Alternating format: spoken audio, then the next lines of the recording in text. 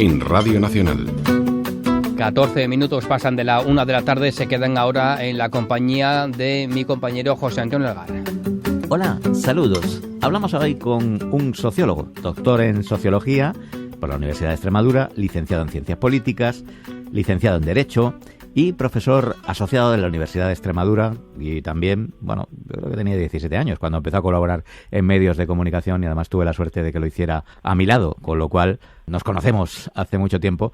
Hablamos de Santiago Cambero Rivero, de la cosecha del 70, buena cosecha por cierto, pero empieza ya a peinar canas, todo hay que decirlo. Acaba de presentar hace unos meses su último libro. De hecho, lleva una de esas trayectorias en las que prácticamente sale a libro por año.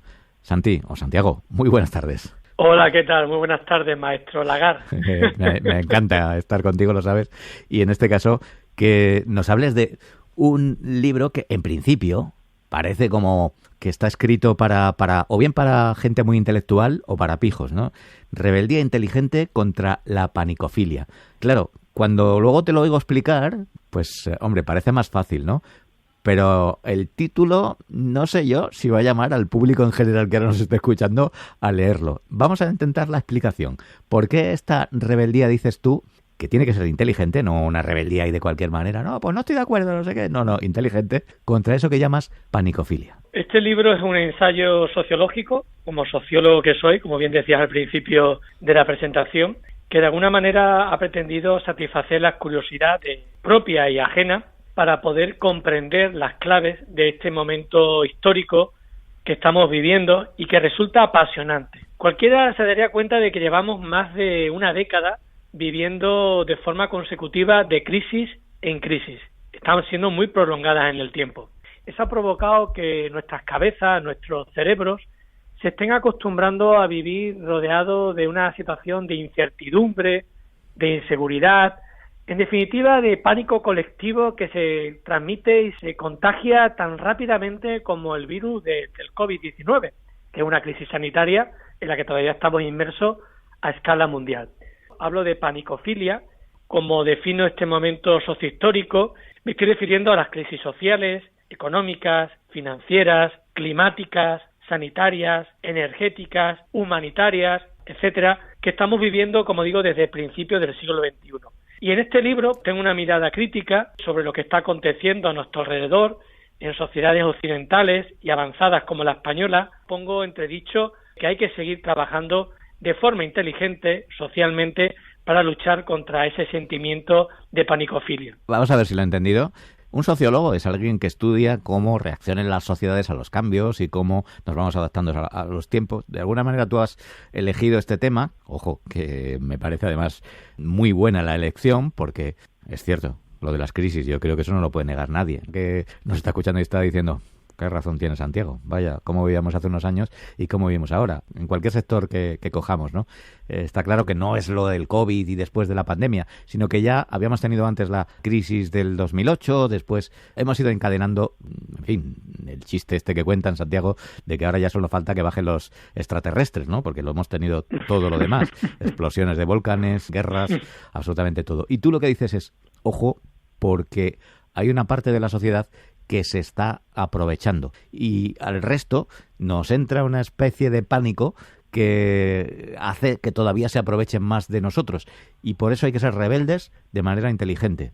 No sé si lo he explicado bien. Lo has explicado perfectamente. En ese sentido, efectivamente, nos estamos mal acostumbrando a vivir rodeados, como digo, de estas crisis, ¿no? Y de los efectos que eso conlleva, ¿no? Frente a todo eso, efectivamente, frente a la aceptación y la resignación social ante tantas incertidumbres e inseguridades, lo que hay que rebelarse. De ahí el término de rebeldía inteligente. Y yo creo que en Europa, en España, hay una buena masa de la sociedad que es crítica, que está comprometida con distintas causas sociales y que de alguna manera seguimos trabajando para transformar la sociedad para que haya mucha más justicia social, haya más libertades para cualquier persona, haya mucha más solidaridad entre todas las personas, pongamos en valor tantos y tantos valores y actitudes sociales tan positivas que incluso muchas de ellas, hay que recordar, emergieron durante el peor momento de los confinamientos, ¿no? De la crisis sanitaria del COVID-19, ¿no? Cuando salíamos por las tardes a aplaudir al personal sanitario que estaba enfrentándose casi sin medios a un virus en un momento inédito históricamente en todo el planeta, ¿no? Ya. El problema es que luego nos hemos olvidado, los hemos echado a la calle, a los que se contrataron, y finalmente los aplausos ahora se convierten en críticas porque hay que esperar mucho, cuando realmente ellos no tienen la culpa. Es decir, que claro, si no se contrata más personal, en fin, pero esto se repite en todo. Lo que me preocupa es que este tipo de crisis y este tipo de convulsiones y de desigualdades, injusticias sociales que se producen en las sociedades con las crisis, al final las aprovechan los sembradores de odio, ese tipo de gente que incluso pueden hacer peligrar o no les importa hacer peligrar las democracias y dicen cosas, además en una reunión social y lo dicen tan tranquilos y se quedan tan anchos, tendría que haber, hombre, una pequeña dictadura, no sería mala, tal, y efectivamente lo sueltan como si la democracia no fuese un logro, no fuese algo que nos mejora y nos iguala a todos. También dentro de la democracia luego hay fuerzas que lo que propugnan con los extremos es algo muy diferente a una democracia en la que haya todas las libertades que debe haber, ¿no? Y todo lo que hemos conseguido en España durante los últimos años. Sin duda alguna están emergiendo movimientos extremistas, populistas, que critican el propio funcionamiento democrático, valiéndose de las propias reglas del sistema democrático para erigirse como salvapatrias en situaciones de caos social. Y como tú bien decías, esto está generando un caldo de cultivo que incluso estamos dispuestos a asumir y a consumir de odio, de miedo social. Nos hace entrar en una especie de estado de pasividad social, de conformidad, de resignación social. Y ese es el verdadero riesgo político de los sistemas democráticos. Porque las democracias, al igual que el estado del bienestar, que tiene que ver con la educación, con la sanidad, con los servicios sociales, que permiten que todos seamos iguales, aunque tengamos un origen familiar diferente, eso parece que está consolidado, pero no está consolidado cuando empezamos a ver ese tipo de mensajes permanentemente en los medios de comunicación social y especialmente en las redes sociales, en Internet, que como digo, consumimos casi sin afectarnos. ¿Qué ocurre? Que cuando la mayoría social vive en buenas condiciones de vida, no hay problema, pero cuando una parte, sobre todo la clase media, empieza a perder confortabilidad en su día a día, es cuando empiezan a surgir a esos discursos de odio y miedo social. Y ese es el riesgo, como digo, de la democracia, y eso lo pongo de manifiesto en este libro cuando hablo de que en tiempos convulsos y extraños, estos cambios sociales tenemos que dirigirlos la propia ciudadanía, esa sociedad civil comprometida de la que hemos hablado muchas veces en tantas conversaciones y de la que tú, por cierto, eres también un buen representante. Santiago, en este ensayo sociológico donde tú, sobre todo para los curiosos, ¿no?, explicas un poco las claves de ese momento que estamos viviendo, das un diagnóstico, pero también denuncias, ¿no?, la cantidad de gente que se quiere aprovechar de este tipo de crisis y del sistema. Hay cosas que la gente no conoce del todo. Por ejemplo, ¿por qué es tan importante lo del diálogo? Los políticos quieren hablar entre ellos, que luego no lo hacen, por cierto. Pues porque en las redes sociales hay un logaritmo de Google que solo te ofrece lo que, cuando tú vas a una búsqueda, lo que tú piensas.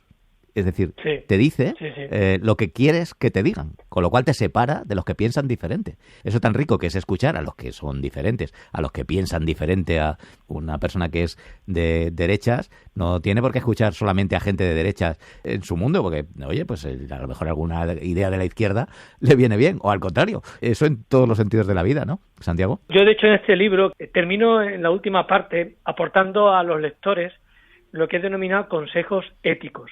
Es decir, cómo intentar conseguir vivir en mejores condiciones de vida en este momento de cambio social, donde, como tú bien decías, por un lado se construyen sociedades del bienestar social, gracias a la ayuda mutua y a la solidaridad comunitaria. Y a los impuestos, ojo, a los impuestos. Sí, y a los impuestos, que todos pagamos religiosamente. Por eso, frente a esa visión egoísta, individualista, rampante en Occidente, en Europa, que va en contra de la propia dignidad humana y de esa justicia social por la que tantos y tantos luchamos, yo hago una serie de recomendaciones. Y una de ellas es la importancia de tener un pensamiento crítico y proactivo. Es decir, también saber rodearse de personas que tienen diferentes formas de entender la vida, diferentes cosmovisiones, que también nos pueden aportar cosas positivas para enfrentar el día a día de la manera más resiliente posible en estos momentos tan adversos.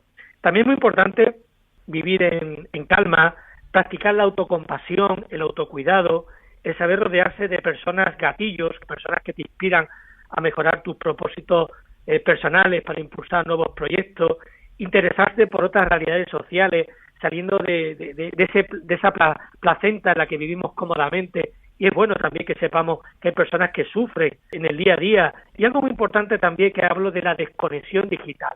Creo que hay que marcarse de vez en cuando una dieta sana y saludable para que nuestro cerebro sepa cómo interpretar correctamente tantos y tantos mensajes que recibimos a diario en las distintas redes sociales en las que tenemos perfiles. Y sobre todo frente a tantas fake news, a tantas noticias falsas, en las que muchos interesadamente, como decíamos anteriormente, quieren que vivamos una situación de caos social que evidentemente a ellos les beneficia, sobre todo desde un punto de vista político, especialmente aquellos que tienen ese pensamiento populista, ese pensamiento extremista y radical que no queremos en un país donde tanto ha costado conseguir una democracia y un estado del bienestar. Nos lo receta nuestro doctor en sociología favorito, Santiago Cambero, en este libro, Rebeldía inteligente contra la panicofilia. Un abrazo grande, gracias por estar en Radio Nacional este ratito, que haya mucha gente que tenga ese pensamiento crítico y que le haga caso y se tome esas píldoras de desconexión digital para ser más felices. Un abrazo. Gracias a ti y mucha rebeldía inteligente, por favor.